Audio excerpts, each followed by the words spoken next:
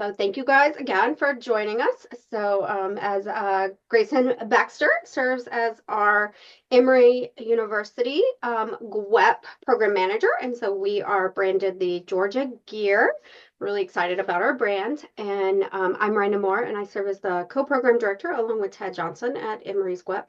And we are heading up and leading the SIG. So my plug is if anyone has any thoughts or would like to present on any evaluation topics, please feel free to reach out to us. We're happy to entertain other speakers. I'm also happy to do a presentation every time as needed for as we go throughout. Reminder for everyone, we are recording, so keeping that in mind, we did ask that you put your name and your GWEP and then your role within the GWEP in the chat as you came in. We also want to remind everybody we're going to be running this every month. We don't have a set specific day of the week just because my calendar kind of fluctuates. And as always, as those things change, we might move it around later in the year if something comes up. But hopefully we'll be able to keep all the dates exactly as they are. We are happy to have everyone coming on. We are going to, the way we'll run this meeting today is I'm going to do a brief presentation, as you can see on the screen, for using our last non-competing continuation report as an example to show you what that looked like in 2023. So for those who were in cohort 2 in 2024, that was our last year, so we did not have a non-competing continuation report. Instead, all the information that went into that report was transferred over to our final performance report for the grants. And so we anticipate that here in cohort 3, there will be a non-competing continuation report that will be due for all GWEPs. It typically is due around March 15th, so we expect that to be the case. We do acknowledge at the start up here that the GWEP call, all GWEP call for February that was to take place this week was canceled, and that typically, historically, that has been a technical assistance call for the non-competing continuation report. So hopefully we will still have a technical assistance call before it is due, but if not, hopefully this session will help to set everyone up to be ready for that and to have all their ducks in a row for when that happens.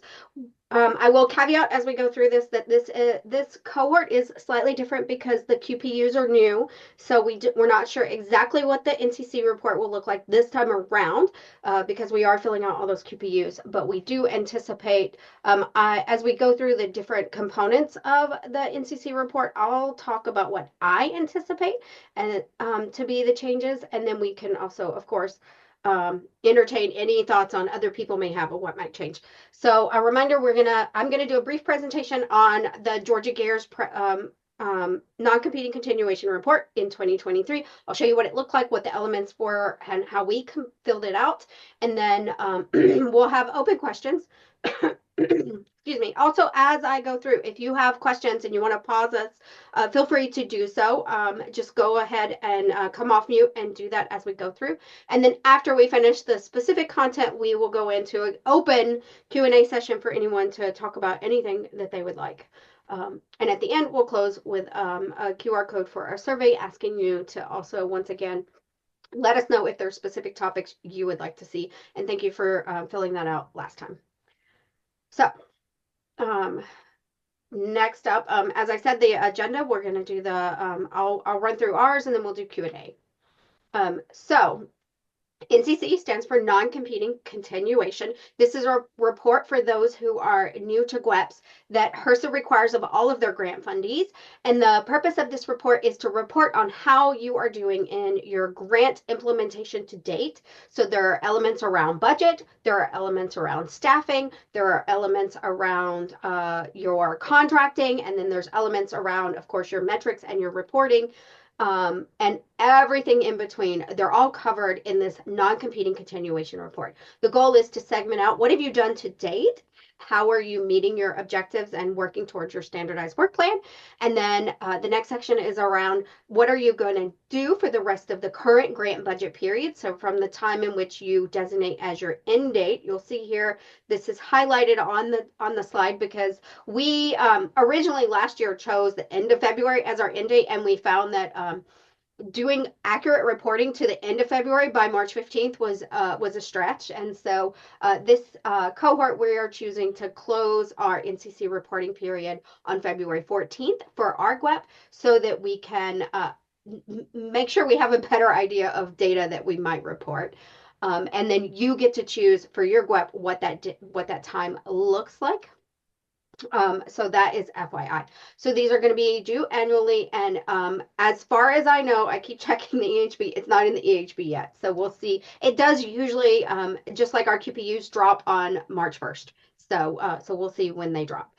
And then, so as I was saying, the first part is what have you done to date to your date here in your GWEP so far. And then the second part is what will you do? What do you plan to do from that end date until the end of this grant period? So through June 30 of 2025. And then it says, what are you planning to do in your next grant period? So the purpose of the report is to make sure that they are issuing the next grant period to GWEPs who are making significant progress and who are not encountering significant challenges. So there is a big piece of it you'll see is what barriers have you encountered and how are you resolving those barriers? So components of the report. At the very end, you'll see the biggest piece is really that program-specific information. We'll go through each of these. That's your performance data that you submit. And as I'll talk about in a minute, I think that is the section that might be replaced by the QPU. So that's the quarterly progress report that is embedded in the EHB now, the electronic handbook.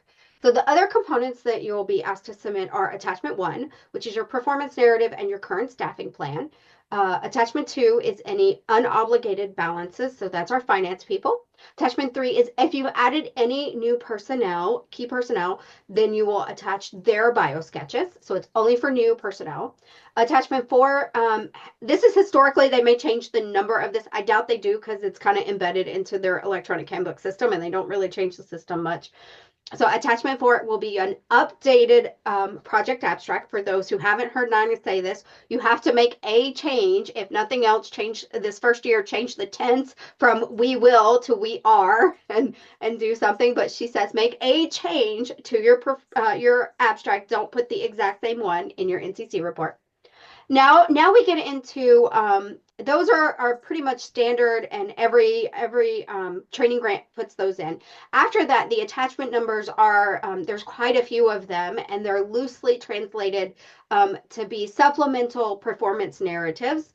And so what does that look like? We'll dive into that in a minute. And then attachment 6 in the last cohort was where we were asked to put our MIPS measures, and we were given specific guidance on what they wanted that to look like. For this time around, I think that they will probably change that to be your patient health outcome measures, and it's going to be much more loosely formatted around what you put in your application that you would report on. And so it's not going to be a standard form, but that I anticipate they'll use either attachment 6 or something similar, maybe attachment 5, to put that information in. So we'll show you what the MIPS report looks like for those who are here and they're not reporting on any MIPS. You have something different. Don't be overwhelmed by that MIPS table. It was required last time. That's not the table that's required this time, but we did want to give you what we did so that you can see it as an example of what you might submit. So I'm going to switch screens now and look at our NCC report that we submitted. Find it. I have a lot of tabs open. Okay, we don't want that one. Okay, we'll do it this way. Here we go. So this is a small screen, but here is the PDF version. So I exported this PDF, and we're going to share all of this with you, the slides and the document and this document. So I exported it from the EHB, and unfortunately I don't have access to one to show you what it looks like in real time in the EHB. But what you will see is from this PDF, you'll see this this first document here is that the one I said to start with is your performance basically narrative of what you're doing. This is actually, last time was a form in the electronic handbook that you entered the information. And so this objective was entered for you. It's highlighted, but you couldn't actually change that. But what you did change was this big text box of accomplishments. And it gave, they gave in the technical assistance, they told us what to put in these. And so that's why you'll see that's what this looks like. So we had to outline for each of the objectives, and a reminder, this time we have 3 objectives. Last time we had 5 objectives. Is what was under the accomplishments section. They asked us to summarize who were our partners, who were our trainees, who were the practicing primary care health professionals that were under that section to be trained, what were our proposed metrics, what were our actual metrics. So they acknowledged that sometimes what you proposed in your grant application was not feasible. How did you change that? What are your current proposed metrics? Actual metrics. And then what were the outputs and the deliverables, the status of those. And so we, as you can tell, this is from 2023. So now this is objective 1, and it's the 4th piece there, because we did 1 and 2 and 3 in the first 3 years. So this was in our 4th year. We had now reached our outcomes of 1.4. And so we did as much as we could. The other thing is, similar to the QPU now, is that this was a character limited box to put information into. So you'll see we use a lot of abbreviations. We crunched as much information as we could in there. And because you only get so many characters, and I rewrote this about 5 times to just kind of keep deleting down to get to the right character count. And so that's what this is. So I would suspect that this will now be replaced by the quarterly progress report, because as you can see, this literally looks like what we're doing in terms of adding comments to our standardized work plan in our quarterly progress report. I'm going to guess that this is going to be incorporated there.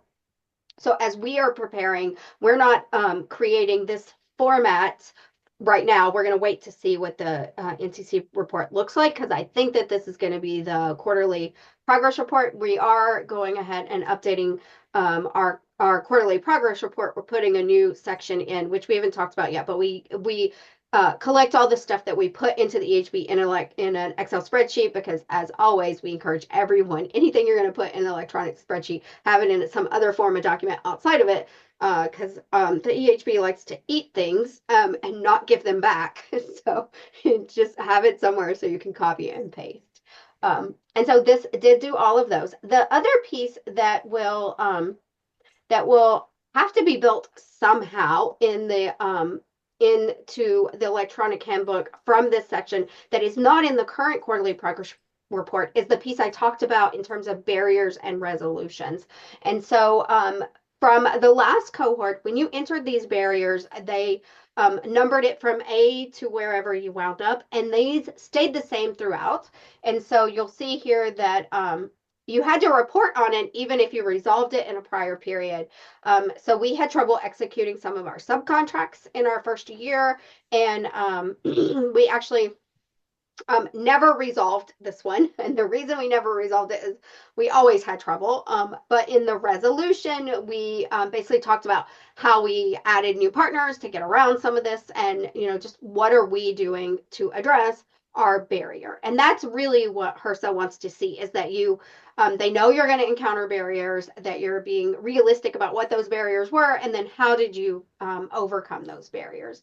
And so you will see, though, that we also had trouble collecting our MIPS measures, so that was our other one. And then what actions did we take? We had varying troubles throughout the year.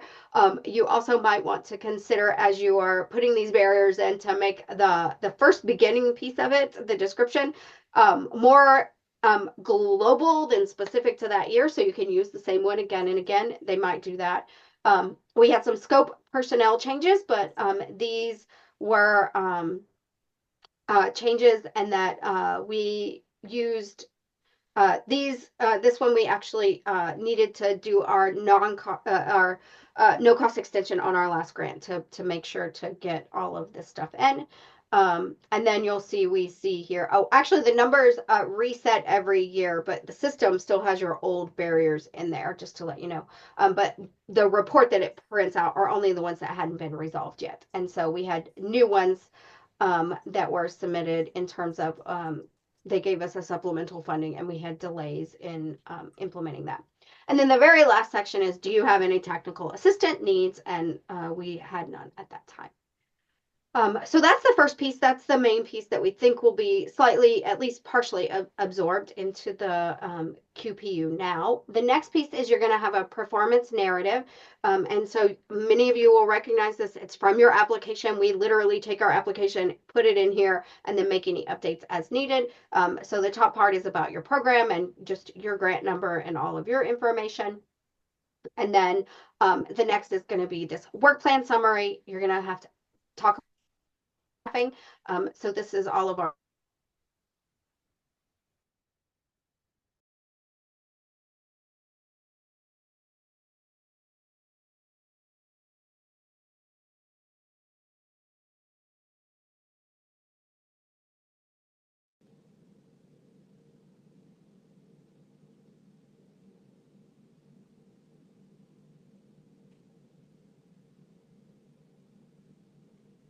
Hey team, I see that Miranda is frozen, so give us just a second. We are going to work through this technology issue right quick.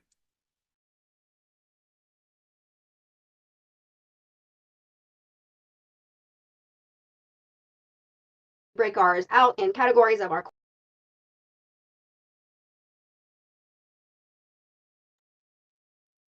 Have a little Zoom crash there, Miranda? You're also on mute.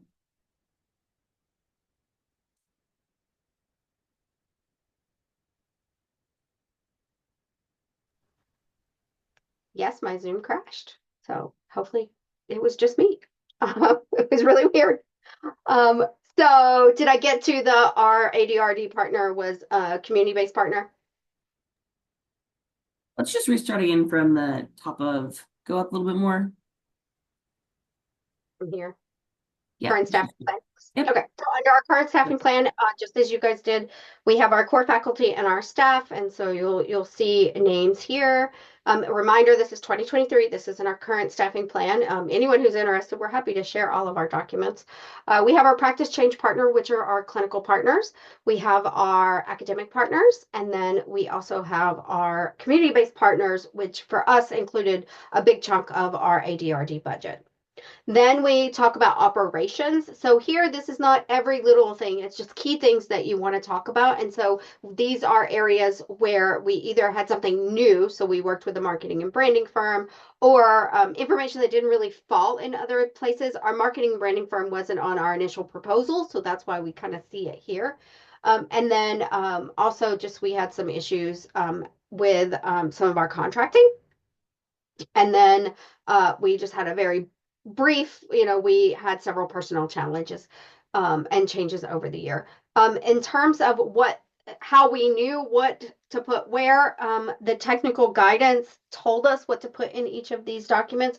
I expect that we will still get technical guidance of some form. And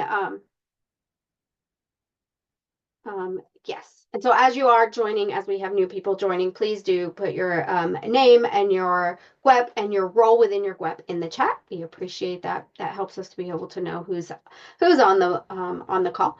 And then, as I said, plans for the time remaining in the current budget period. You're going to see we did this very simply. I don't know if our POs will let us be simple this time around, but essentially we said we're on track to meet our proposed deliverables.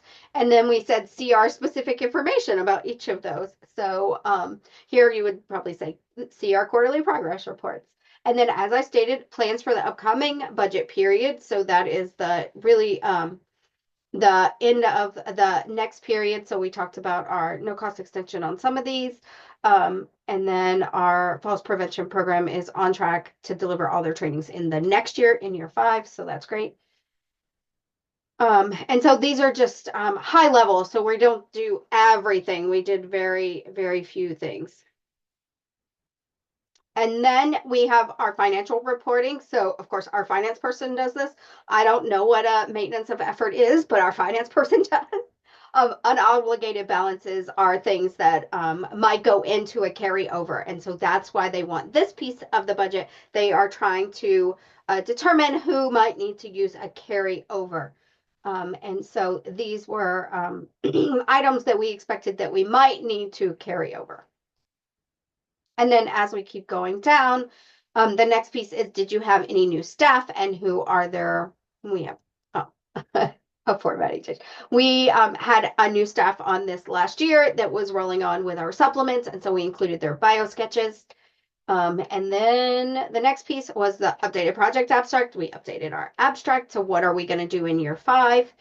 And then our supplemental. So here is where this could vary, and the technical assistance is going to be very helpful. But what they have asked us in the past, and I think will probably still ask us to do on this, on a supplemental form in this one, is our age-friendly health system IHI work. So what does that look like? So we structured that reporting as who are our sites that we are including.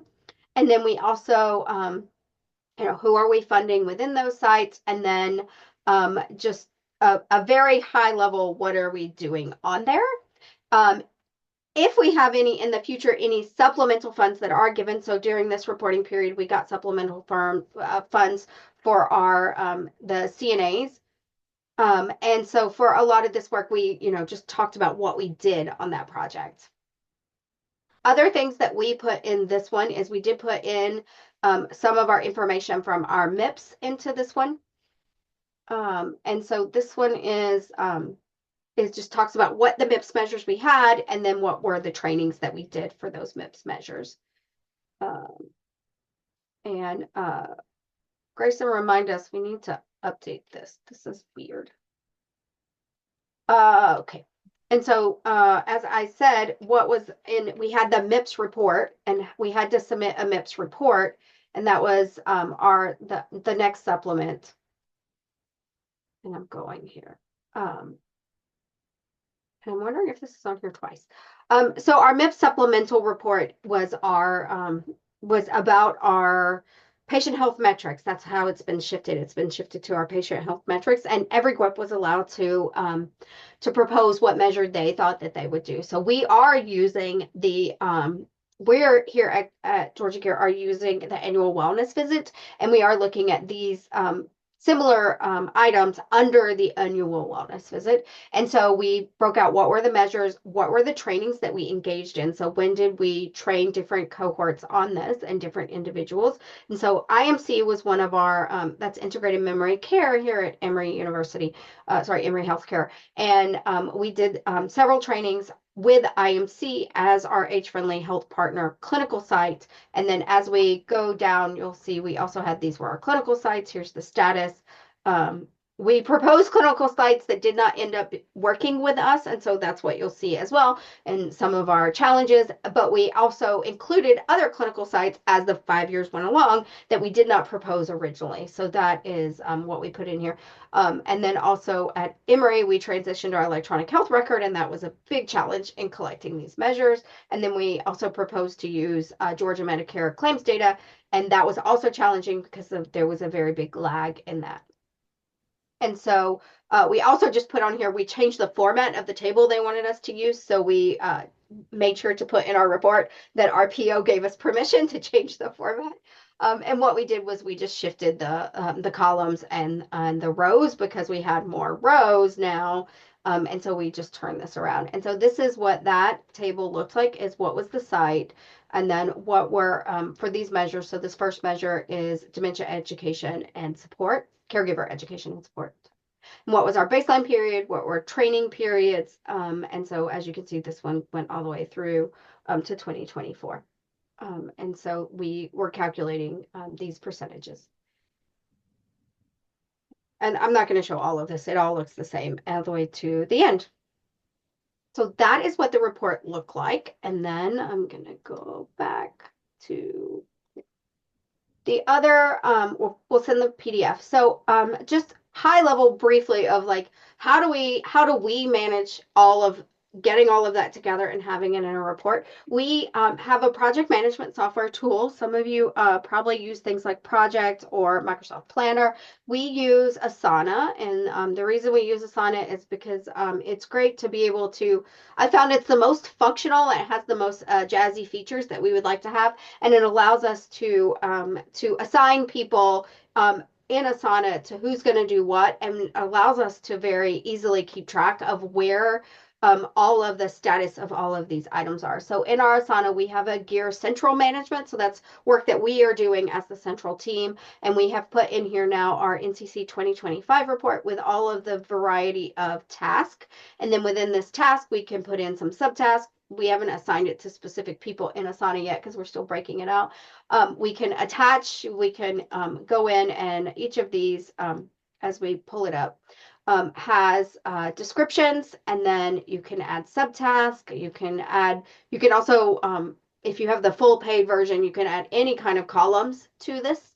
And then we can add comments so we can talk to each other within the software. This makes it easy so that we're not having 1,000 emails saying, hey, I did this piece of this. We also use it just as a very high level in terms of managing our project, and all of the GWEP projects are very complex. I know is we have a lot of external partners, so we have a partner management. So these are partners who are in the process of having meetings scheduled, or we need to follow up on meetings that we've had. These are all partners who are implementing their program, and it gives us information about, did they submit their, do we have standardized work plans for them? Do we have progress reports? Did they submit to us their metrics?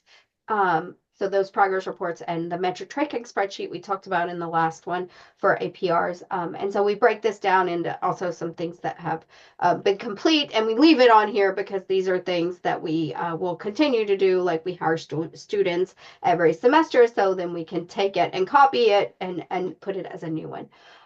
So we really like Asana as our project management software tool, because we can add all of our teams and everyone can know who's done what.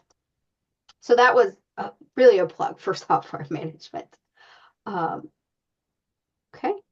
And then we did want to have that's most of our NCC report. So I'll pause right now and see if there's any questions about the NCC report.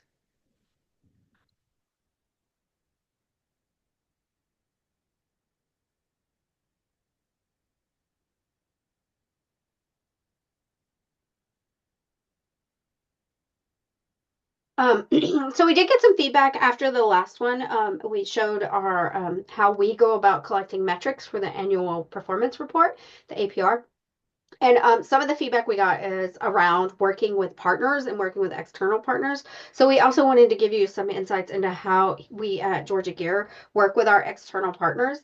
So one of the things we do is we have frequent meetings with them, and we let them know that we are here to always have any meetings, and we're happy to answer any questions.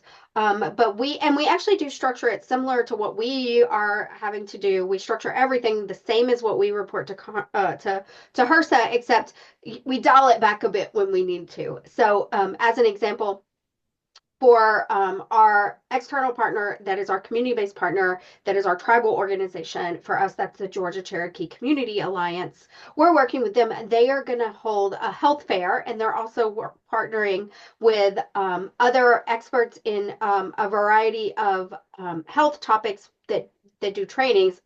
The first one is falls prevention, working with that expert to culturally tailor their education that they're giving, so their seminars and their workshops, excuse me, to be able to address the needs of our Native American populations. So to culturally tailor this didactic education to providers, so providers who are providing services on falls prevention to Native American populations can be culturally aware of some of the culture around Native Americans and how they approach these different topics. And so for that, the metrics we're collecting is who attended the health fair, and what are the different elements that were available at the health fair. And then the other piece is for the didactics is who attended those training sessions that the provider gives. So we don't give them the entire every single thing because they're not tracking clinical trainees, so they don't need any of the clinical trainee ones. But we do give them a very scaled down version of the sheet for the continuing education, which is where we're going to put the community health fair, and then we also give them. We're also going to put those didactic trainings because they're not our faculty given faculty instruction, they're other faculty who are giving trainings, and so continuing education trainings. So all their data goes on that one sheet, and we help them to walk through that. So we have all of our partners have a global onboarding meeting where we talk generally about their project first and just do we have any insights? Do they have any questions? And then we schedule a separate meeting, which Grayson and I run, which we say, here's what you told us you would do in your proposal. Let's talk about, are you still able to do those, accomplish those milestones? And then what are the tasks that are needed to accomplish that milestone? So in the case of a community health fair, it's identifying a location, identifying activities that will take place, identifying logistics around making it happen, doing advertising, and then also at the end, collecting information about who attended. And so we walk them through how do they create a kind of, a work plan for the work that they're going to do for their program. We also assume that they do not know. Like we don't assume they know what HRSA wants. We actually assume they have no clue what we have to tell HRSA, and so we narrow that down for what training that they're doing. We ask them to give us progress reports on a quarterly basis and as early and as often as possible. That just helps to make sure that they're on track, and particularly for that metric tracking sheet, we ask for it quarterly. That helps us on two fronts. One, to make sure that they are filling it out correctly early enough to catch anything that might not be well explained by us. And two, it also helps us when Nina sends that email and have you done any trainings on elder abuse, that helps us. We already have those on a quarterly basis. We can go in and look at those and say, yes, the altar team did this workshop type of thing. And so having those every quarter allows us to do that. The partners, most of them just build on that spreadsheet. They're not sending us brand new spreadsheets. They're keeping one and they're just updating it every quarter and sending it in. And then we ask for the progress reports, which gives us pros information and gives us information. Sorry, I was looking at the chat. Gives us information that we can, the pros reports, we ask them to just give a brief summary of how things are going. And then we also ask them to give us any information about what they need from us as a leadership team. And most of the time what goes there is the contract hasn't been signed yet, or how does the flow of funds work? This has been super helpful based on that information, or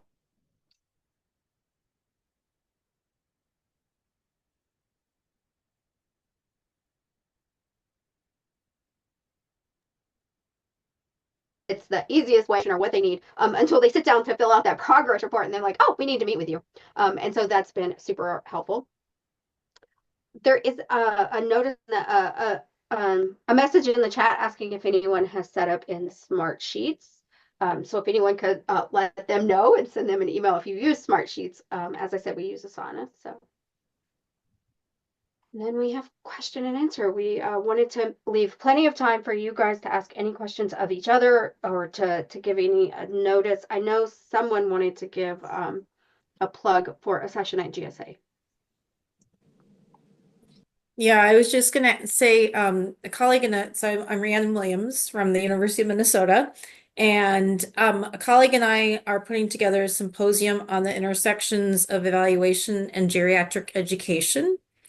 So if anybody would be interested, is planning on going to GSA, would be interested in putting that symposium together with us, please email me. So I'll put my email in the chat here. And we have some ideas, and we're definitely willing to and want to just kind of collaborate and see what we could put together for that. So we're looking for about five or six people to collaborate with. That's great. And Grayson is working on figuring out how to set up a good listserv. So that's also something hopefully we can send through the listserv, Rihanna, and you can solicit some individuals who might not have been able to make the meeting today. Oh, that'd be great. Thank you. Yeah. I think that's in the works. Yes, it's in the works. I was gonna say this one was really close to the last one because the last one was towards the end of January. So With a partner meeting in between. We have a question from Darlene. She said, you mentioned that you expected the NCC to release on March 1st and be due on March 15th. For a different HRSA grant in 2024, it opened May 4th and we had until June 3rd. Do you expect it to be a 2-week turnaround like the QPUs or a 4-week, like I've seen in the past? I would say that we should be prepared for it to be a 2-week turnaround. And if we have more time, fantastic. And if not, you're still prepared at the end of those 2 weeks and you can, further refine as you have time. I'll chime in with two thoughts. One thought is that I would imagine this time around, because they're using the QPUs and that's that kind of 14-day turnaround, that's why I would think it might be closer to the 2-week turnaround. I will also just caveat with we all know we are in very uncertain political times at the moment. The fact that we haven't had a technical assistance call gives me pause that it for this grant. It has in the last cohort was always due March 15th. The fact that it hasn't opened yet and it is February 14th, the fact that we haven't had a technical assistance call or even been given technical assistance PDF guidelines in our inbox makes me think that that it may not drop until March 1st or that it might be delayed this year. And it is entirely possible with our political that it is delayed. And as Grayson just said, we like to be prepared. So we are working on it as if it's going to be due on 15th.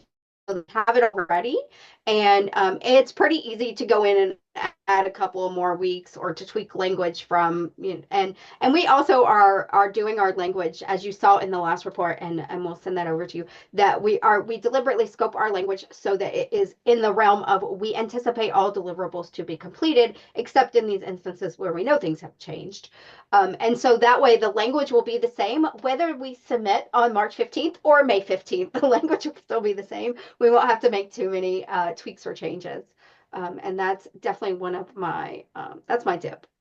And then we also had a comment from Mina in the chat. So any tips on how to track virtual videos from another GWEP that our GWEP is connecting them to? So yeah, I mean, this is one of those like gray areas of GWEPs are not supposed to report the same trainings because then it doubles up at the high level.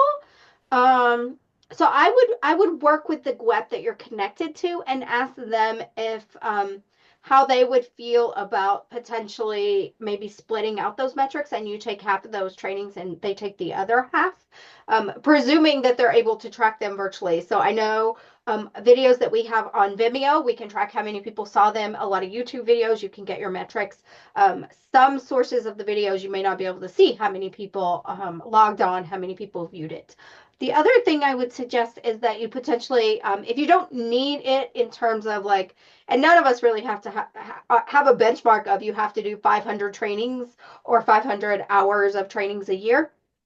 I would put it in the supplemental material in some of that pros reporting and just say you're working closely with that GWEP and that GWEP reported X number of trainings.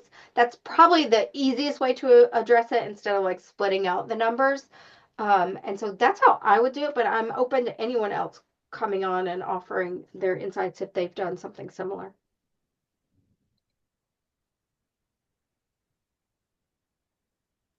I mean, I don't know if it's possible, but we've just had a link to for people to fill out a survey, just at the end in terms of like what they've learned.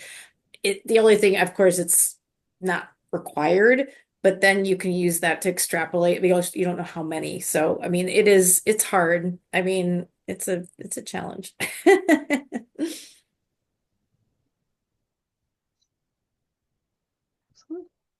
A second question that I had, Miranda, when we were with Nina last time, she mentioned that our evaluation piece should be about 30% of our budget. And so could you elaborate more on that? So if in my budget, when I originally created it, it was nowhere near that. So can you elaborate of what that really means and what is compiling this to make the 30%? Mhm. So what a big piece of that is working with your partners to collect the data. So either your clinical partners or your academic partners, or if at your GWEP, because one of our rotations is with Emory's preventive medicine residency program. So, that's internal to Emory, but it's the work that we're doing to collect the data on who are those individuals. So, really, it's if you think about it, you probably actually have more money being spent on evaluation than you really realize, because some of the things that you probably budgeted as implementation are also considered evaluation. So implementation is making sure that the clinical rotation happens, that there are trainees, that the site is up to speed. But the evaluation piece is getting that clinical trainee to give their demographic information, getting that clinical site to give you information about, what their address, and then also figuring out on your side what is their rural urban status? What is their medically underserved HIPSA number? So that is evaluation more than implementation. And so we of course fund a specific uh, personnel, and so we have an evaluation core, and so we have our faculty for that. We have a lead for that who heads up that. A lot of the work for us, she does a big portion of that is the implementation evaluation. So we haven't talked yet, but we do do some qualitative and some survey based around our partners, asking them how the implementation of their programs and if they're getting resources that they need from us. Basically, do you hate the Excel spreadsheet type thing? And then she also leads up some direct interviews, one-on-one interviews with each of the partner groups, or one-to-many interviews with the partner groups, to ask them what are the barriers that they're experiencing, how can we help them. And then I do a lot of the work around the actual metrics tracking spreadsheet. And so actually a carved out portion of my FTE is dedicated to doing that work, which is the evaluation work. So all those meetings where we have those meetings with Grayson and I meet, those are in our bucket of evaluation, because we're walking them through that spreadsheet and we're helping them. And then we also have our data analyst who is pulling data for our clinical sites at Emory to do that patient health metrics. She's on that evaluation budget. So that's how who we put on those evaluation budgets. We also have students that help us with, conducting some of those interviews, doing the analysis on the surveys. So that's how we reach that budget. And then we did put it in our application that this is how much of our budget's going to that. Was that helpful, Mina? Yes, that was because I was thinking solely like a team of evaluators being counted on that. But as you explained, the broadness. So with that being said, I think as I'm getting ready to do subcontracts with the many partners, is probably including there a section on evaluation and access to data, and that would be counted as part of the cost. Yes, yes, exactly. Thank you. Okay. If anybody else has any thoughts or tips on how they account for their evaluation budget?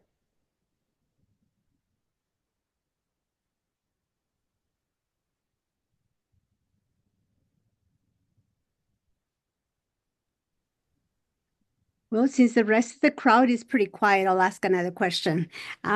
So I in my original planning put things into a budget, but not necessarily subcontracts at that time. Should anything that be paid out in a larger sum be in subcontracts? What have you found the usefulness of the subcontracts, and when to use that versus a PO order, a purchase order? So we have approached this for ease of financing, that we usually use subcontracts when we're dealing with academic partners, because academic partners are, used to receiving subcontracts and grants and setting that up. When we are dealing with our community-based partners, we usually we have it listed as a consulting agreement, and so we usually issue a memorandum of understanding, which is similar to the contract, but basically just says, we're going to pay you based on deliverables for the most part, and then have them invoice us. Generally, typically quarterly. Sometimes some of them do it just once. Rarely will we do monthly, depending on how much they're turning over. So we use those kind of purchase orders and consultant agreements as vendors in our system for our community-based partners, mainly because they don't actually have the same level of legalese and contract administration themselves, and we don't expect them to go out and, get a Dun and Bradstreet number type of thing. Does that help? Anyone else? And I imagine our institution's policies also play into this. So yes, it is helpful because that's something that I'm really having problems with, and the delay of moving and who's subcontract, who's consultant, and so on and so forth. So thank you for the information. Absolutely. So I'll answer a question in the chat, and then I'll come back to you, Mina, and give you an example of a barrier and how we overcame that. So it's, should we anticipate any particular substantive changes in the EHB reporting requirements, data templates, data field, data categories, and data points into the future in response to the current federal administrative expectations? So I am not a representative of HRSA or the federal government. I will give you my personal opinion as someone who is observing the political climate, as we all are, and my unequivocal answer is yes, and no, to the sense that I would not sit down and try to strategize what that might look like and what that might be. I think I would just be do what we can with what we have, assume that it's going to look the same, and realize and be adaptive and responsive and flexible to whatever they ask us to do. We will pivot and make that happen. But we're not going to try to anticipate what they did. I'm not trying to anticipate what they're going to ask for. Outside of the earliest they're going to drop the NCC report is March 1st for a due date of March 15th. Outside of that, I think it is so far afield of what we're used to that it's hard to conjecture. One point I will say is that even though things are moving quickly in the political environment, in terms of the electronic handbook, that system is for those of us on the call who've been here, is clunky, and it's really hard to make changes to it. So I wouldn't expect a dramatic change to the electronic handbook quickly. I wouldn't be surprised if they totally chunked it and created a new system. But we can't anticipate that, and who knows. But it's what they've been using, and the way, for those who are new, the way that HRSA has adapted to needing to collect information that isn't already built into the electronic handbook is to give you directives to use what's there in a different manner. So one way that they did this was they added a field that said supplemental, and so it was and it's already there, but it often will say, did you use supplemental funds for this work as you're entering in your APR?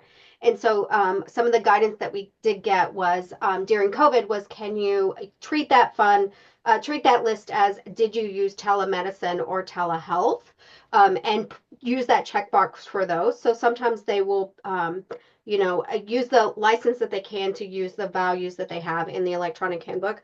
So outside of throwing it out, it's really difficult to add elements and to change the way the electronic handbook is presented. So I think we'll get guidance on how to use what's there.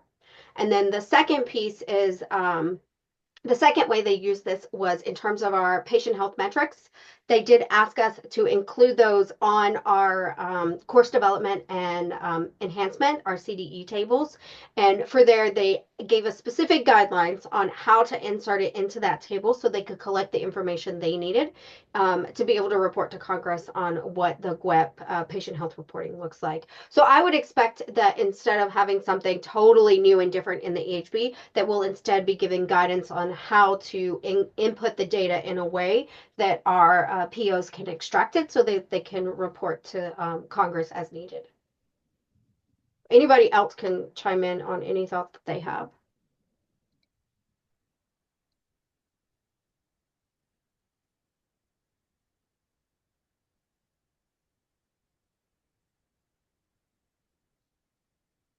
Other questions, comments, thoughts?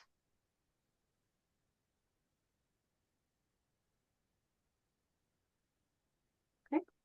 So hopefully this was helpful. We will share the slides, and we'll also share our the PDF that I was showing you so you can see an example of what an NCC report looks like. If you have any questions, feel free to reach out. Grayson and I are happy to meet with anyone to strategize about how to make things work. We thank all of the GWEPs for participating, for showing up. And Grayson, do we have a QR code for the survey? We do, and we also have a link that I will drop into the chat. This is a different survey from last time. This is just getting some feedback on today's session, and then there's a space if, again, if you want to see anything else in the sessions. An example of one of our contracts. I will ask our finance team if they can provide an example of one of the contracts, probably from GSU. Most of these documents that I'm talking about are publicly available, generally speaking. So, and we're Oh, I happy. can look for one. Mhm. Yeah, I will. I'll reach out to our individuals in terms of what we're doing for our community-based partners. We're actually not doing a contract per se. All of them did complete a letter of support, and we're using that actually as the base of their kind of their contracting. And so we use that to structure their kind of memorandum of understanding, and we basically like cut and pasted that into the memorandum of understanding. And so we did collect letters of support from every single partner. And so our academic institutions have contracts, but those other ones, we just adopted their letter of support as their memorandum of understanding for their, not really a contract, it's a vendor, as you said, a PO. Any other question, Mina? No, got it. That's a great idea. Go from there. Definitely. Thank you. Yeah, the least amount of work to get the things done, and the easier and simpler these documents are, the easier they are actually to get through the contracting process as well. So, okay, yeah, we'll look and share an example of our letters of support, and then also of a contract that we have with one of our probably with our Georgia State University. So, okay. Thank you guys all. Enjoy your romantic time with everyone, and happy Valentine's Day.